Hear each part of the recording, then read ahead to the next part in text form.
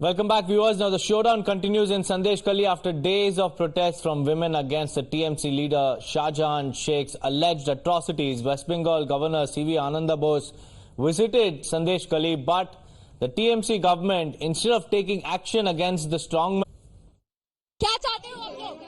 দেশে শান্তি চাই আমাদের বাচ্চা কাচ্চা নিয়ে রাত্রে ঘুমোতে পারছি না। আমাদের যা করছে কারা অত্যাচার করছে, প্রশাসন করছে, প্রশাসন শিবু হাজরা শেখ শিবু হাজরা উত্তম সর্দারকে তো অ্যারেস্ট করা হয়েছে। ও একজনে করলে হবে না, ও দুজনকে করলে হবে না। যারা মেরে শিবু হাজরা আছে না, শিবু হাজরা সাধারণ শেখ দুজন করে অ্যারেস্ট চাই আমরা।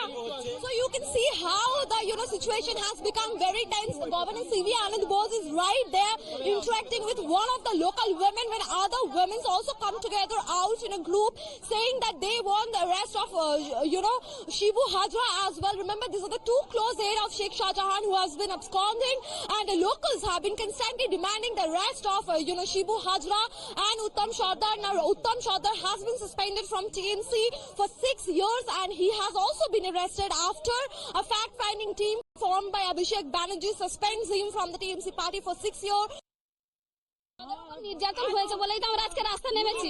রাত্রেবেলা ডেকে নিয়ে যাওয়া হতো পার্টি অফিসে, মিটিং এ যেতে হবে তো যেতে হবে, না গেলে আমাদের স্বামীদের তুলে নিয়ে যাবে, নিয়ে গিয়ে কোদালে ব্যাট দিয়ে পিটাবে।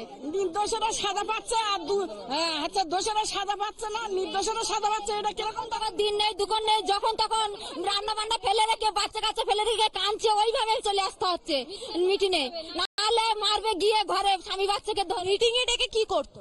মিটিং এ ডেকে মিছিল বার করতো, স্লোগানে আমাদের কথা বলতে হতো, না বললেই তো মার খেতে হতো। ভালো সুন্দরী মেয়ে বৌঝি আছে, তাদের আলাদা সাইড করে রাখবে, যারা মানে ইয়েগুলো তাদের আলাদা করে রাখবে, তাদের বসিয়ে রাখবে। তাদের পরে কি হয় কি করে তাদের সাথে তো সেগুলো তো আমরা জানি না, এইরকম ব্যবহার করে আমাদের সাথে।